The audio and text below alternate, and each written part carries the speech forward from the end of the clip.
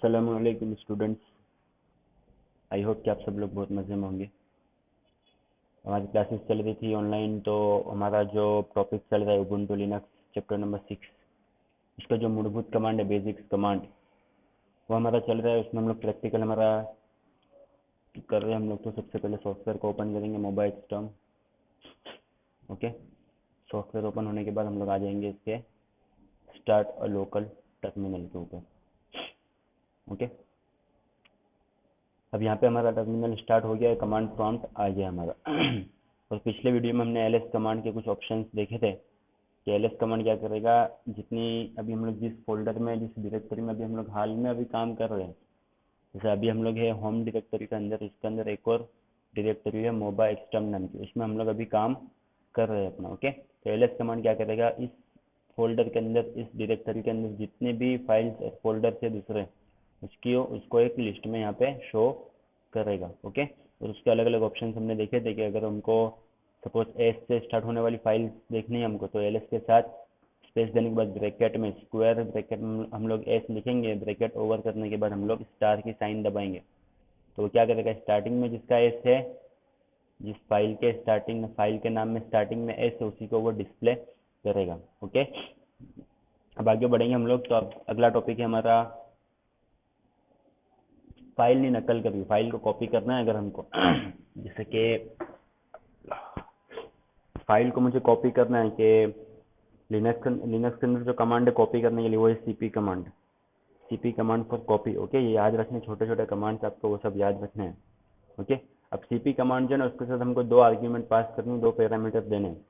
Command की argument मतलब command के बाद हम लोग जो स्पेस देने के बाद देते हैं ना, जो भी, चाहे उसका ऑप्शन हो या कोई फाइल का नाम हो या किसी डायरेक्टरी का नाम हो, फोल्डर का नाम हो, तो उसको हम बोलेंगे कमांड की आर्ग्यूमेंट्स। ओके, या कमांड के पैरामीटर, दो वर्ड्स हैं यहाँ पे।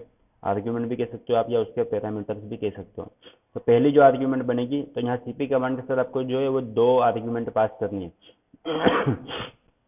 तो सबसे पहली जो आर्ग्यूमेंट होगी, प्रथम आर्ग्यूमेंट, वो जो फाइल की हमको कॉपी करनी है ना, जैसे कि पहले एलएस कमांड का हम लोग यूज़ कर लेते हैं यहाँ पे, और एलएस कमांड से हम लोग देख लेंगे कि हमारे मोबाइल सिस्टम फोल्डर में कितनी दूसरी फाइल्स है अभी। ओके, अब मुझे क्या करना है, इंट्रो नाम की फाइल से उसकी कॉपी करनी है। ओके, तो उसको कॉपी करने के लिए मैं क्या करूँगा, सीपी कमांड का यूज़ करूँगा, और जो दो आर्ग्यूमेंट मुझे पास करनी है, उसमें जो फाइल कॉपी करनी है, उस पहले उस फाइल का नाम, जैसे कि इंट्रो, तो इंट्रो यहाँ पे लिखूंगा मैं। ओके, ये पहली आर्ग्यूमेंट हो गई। सेकंड आर्ग्यूमेंट आपकी क्या बनेगी, तो दूसरी जो आर्ग्यूमेंट है, तो जो फाइल हमको कॉपी कर, मतलब ये फाइल हमको कॉपी तो करनी है, ओके, इंट्रो नाम की, और उसका दूसरा नाम क्या रखना है, जब मतलब जहाँ पे हमको कॉपी करनी है इसका, तो वहाँ पे कॉपी करने के बाद फाइल का नाम क्या रखना है, वो फाइल का नाम हमको यहाँ पे शो, मतलब यहाँ पे उसको देना पड़ेगा। ओके, जैसे कि हम दे देते हैं intro1।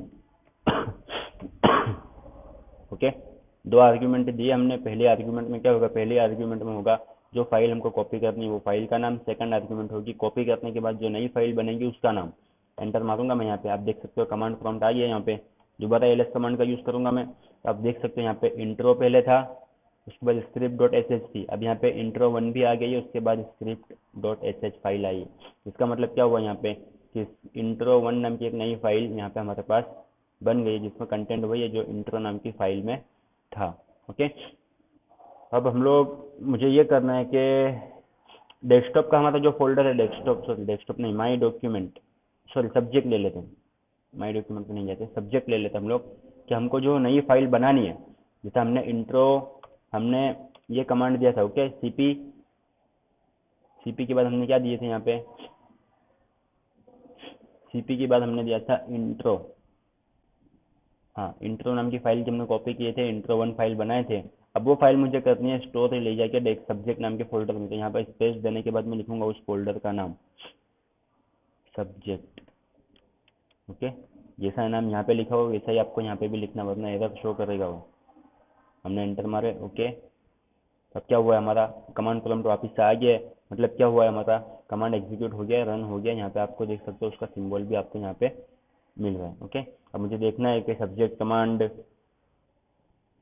तो मैं सीडी कमांड से सब्जेक्ट के अंदर पहले जाऊंगा। ओके, किसी भी फोल्डर में जाने के लिए हम लोग सीडी कमांड का यूज़ करेंगे। ओके, अब देख सकते हो अब यहाँ पे कमांड प्रॉम्प्ट के ऊपर नीचे सब्जेक्ट ओके, ऐड हो गया है। पहले मोबाइल सिस्टम में थे, अब मोबाइल सिस्टम के अंदर एक और है सब्जेक्ट, उसमें आ गए हम लोग। अब यहाँ पे ls कमांड में दूंगा ना, तो आप देख, सॉरी एल हो गया, ls कमांड देंगे हम लोग, तो देख सकते हो यहाँ पे इंट्रो वन नाम की एक फाइल यहाँ पे भी बन गई है।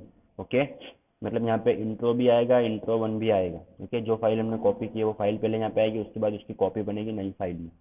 ओके, वापिस हमको मोबाइल सिस्टम में आना, तो cd स्पेस देने के बाद डबल डॉट और एंटर मारेंगे तो एक एक डायरेक्टरी हम लोग इससे पीछे आ जाते हैं। ओके, तो cd डॉट डॉट से क्या होगा, हम एक डायरेक्टरी पीछे आ जाएंगे यहाँ पे। ओके, तो ये था हमारा फाइल की कॉपी करना, फाइल की नकल करना। ओके, अब आगे बढ़ेंगे तो हमारा दूसरा है फाइल का नाम चेंज करना या फाइल को कहीं और लेके जाना।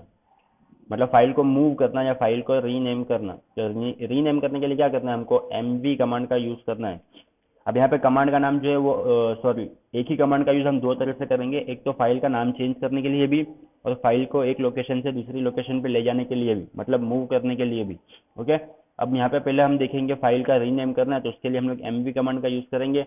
अगर मुझे ls कमांड मैंने दिया था, यहाँ पे आप देख सकते हैं, यहाँ पे इंट्रो नाम की जो फाइल थी हमारा, उसका हम लोग करेंगे फाइल नाम int करेंगे। ओके, ro निकालना है पीछे से, हमको int करना है, तो माई नहीं, mv, उसके बाद जो फाइल का नाम हमको चेंज करना है वो फाइल का नाम पहले तो इंट्रो।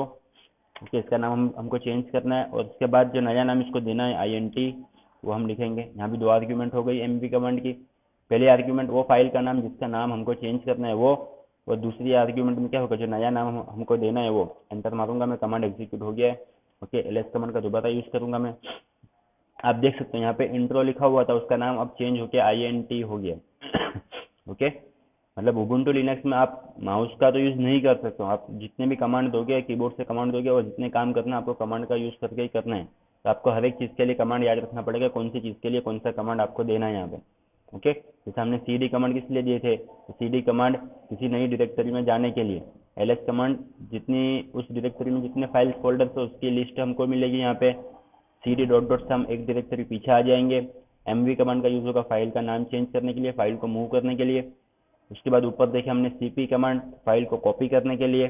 ओके, फाइल की कॉपी बनाने के लिए। ओके, अब mv कमांड का दूसरा जो यूज़ है वो है कि अब जैसे कि स्क्रिप्ट डॉट sh फाइल हमारी, ओके, ये वाली। अब मुझे इसको यहाँ से उठा के ले जाना है सब्जेक्ट वाले, सर स्क्रिप्ट नहीं उठाएंगे, उठाते अबाउट गांधी जी। अबाउट गांधी जी वाली फाइल जो है वो मुझे यहाँ से उठा के इसको सब्जेक्ट वाले फोल्डर में लेके जानी है। तो मैं यहाँ पे सेम mv कमांड का यूज़ करूँगा। पहले तो उस फाइल का नाम जो मुझे लेके जानी है, जैसा यहाँ पे लिखा है वैसा ही देना है आपको, about Gandhi ji. Okay, spelling mistake जरा भी नहीं चलेगी इसमें, जैसा नाम फाइल का है सेम लेना है, अबाउट गांधी जी। ओके, जो फाइल का नाम हमने दिया था, तो फाइल को हमको उठा के कहाँ ले जाना है, सब्जेक्ट में। तो हम क्या करेंगे, यहाँ पे फाइल का नाम पहले दे दिया, उसके बाद अब वहाँ पे ले जाने के बाद क्या नाम देना है फाइल को, जैसे कि मैं देता हूँ फाइल वन। ओके, मतलब वहाँ पे गांधी जी नाम से फाइल को स्टोर नहीं करनी है, उसको फाइल वन के नाम से स्टोर करनी है, और उस फोल्डर का नाम सबसे लास्ट में, जैसा हमने पहले किया था cp कमांड के लिए। नो सच फाइल और directory about GNDHIJI file one subject mv।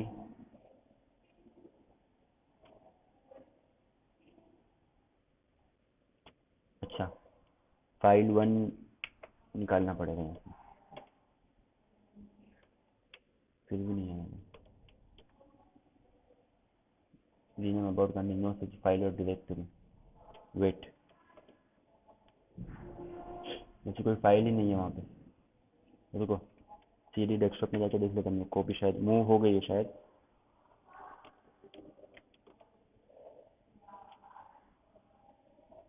About Gandhi जी नहीं, डेस्कटॉप में नहीं, सब्जेक्ट में किया ना हमने,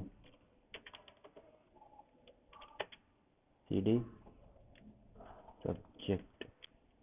यहाँ पे ls कमांड देंगे, अबाउट गांधी जी वाली फाइल यहाँ पे मूव हो गई है। कमांड एग्जीक्यूट नहीं हुआ था फिर भी फाइल मूव हो गई है। कमांड एग्जीक्यूट नहीं हुआ था उसके बाद भी फाइल जो है हमारी मूव हो गई है, मतलब हमारी जो फाइल है सब्जेक्ट नाम के फोल्डर में आ गई है, वहाँ से निकल के मोबाइल एक्सटर्म से निकल के मोबाइल एक्सटर्म में शो भी नहीं हो रही है, यहाँ पे दिख रही है हमको, मतलब कमांड एग्जीक्यूट हुए बिना ही मतलब वो कमांड जो है एग्जीक्यूट हो भी गया है मतलब में।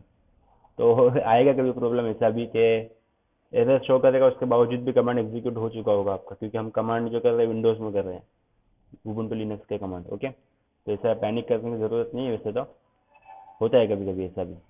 ओके, तो ये हो गए हमारे जो है फाइल को मूव करने के काम। एमवी कमांड से मूव भी करेंगे हम लोग, और एमवी कमांड से फाइल का नाम भी हम लोग चेंज करेंगे, रीनेम भी हम फाइल को कर सकते हैं। ओके, अब उसके बाद आगे बढ़ेंगे तो दूसरा हमारा एक कमांड है CMP कमांड, दो फाइल को कंपेयर करने के लिए। ओके, इसे मैं आ जाता हूँ पहले तो मोबाइल सिस्टम में cd डॉट डॉट। ओके, अब मोबाइल सिस्टम में आ गया हूँ मैं। यहाँ पे मुझे क्या करना है, जैसे हमारी ये फाइल्स है यहाँ पे।